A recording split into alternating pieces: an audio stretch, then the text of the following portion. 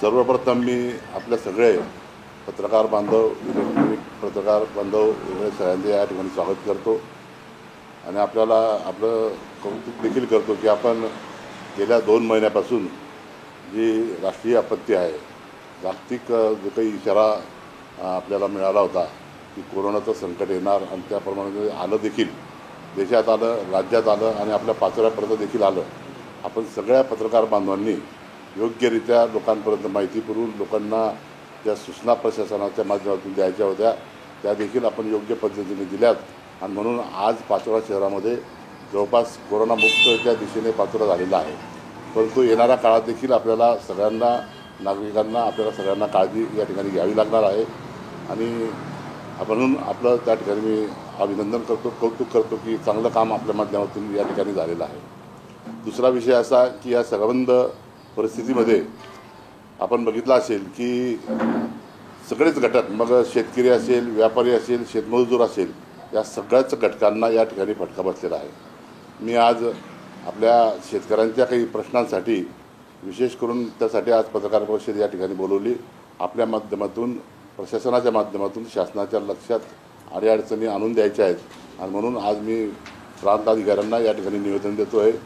माननीय उपमुख्यमंत्री अजितदादा पवार यांना देखील एक निवेदन पाठवून ज्या काही अडचणी आज भेडसावत आहेत त्या संदर्भामध्ये त्यांच्या लक्षात आणून देण्यासाठी माझा हा छोटासा प्रयत्न आहे. गेल्या 2 महिन्यापासून आपण सगळे लॉकडाऊनमध्ये आहोत.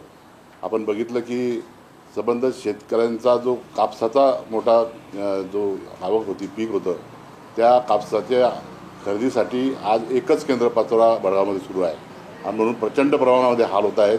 मार्केट कमिटीमध्ये देखील लोकांच्या माध्यमातून फार मोठ्या प्रमाणामध्ये गोंधळ सुरू आहे, वशिलेबाजी सुरू आहे आणि म्हणून शेतकरी हा ठगला जात आहे, व्यापारी लुटत आहेत. अशा परिस्थितीमध्ये या पाचोरा बडगाव मतदारसंघामध्ये खरेदी केंद्र वाढवावीत अशी एक मागणी मी या ठिकाणी केलेली आहे. दुसरं, हरभरा वगळता कुठलीही शासकीय खरेदी अजून सुरू झालेली नाही. उदाहरणार्थ ज्वारी असेल, मका असेल, सोयाबीन असेल, याची कुठलीही शासकीय खरेदी अजूनपर्यंत सुरू झालेली नाही. मागच्या काळामध्ये हरभऱ्याची नोंदणी करून खरेदी देखील शेतकरी संघ पाचोरा येथे सुरू झालेली आहे.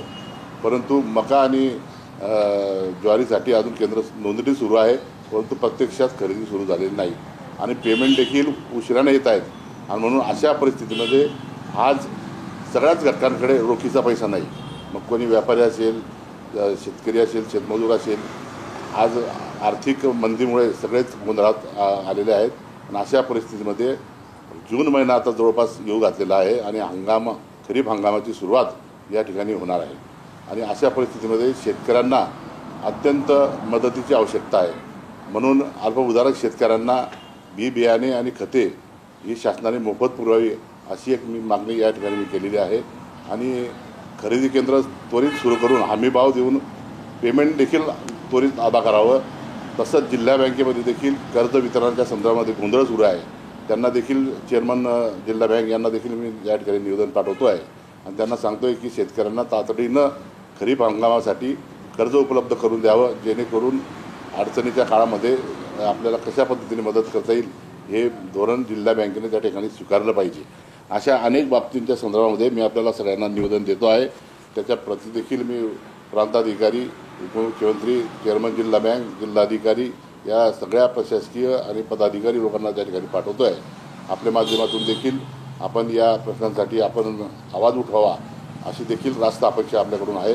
धन्यवाद. जय हिंद, जय भारत. व्हिडिओ आवडला असेल कृपया लाईक करा, आपल्या मित्रांना शेअर करा, YouTube चॅनलला नक्की सबस्क्राईब करून त्या शेजारचं घंटीचं बटन दाबा, म्हणजे अशाच प्रकारचे पूर्ण व्हिडिओज आपल्याला सतत मिळत राहतील.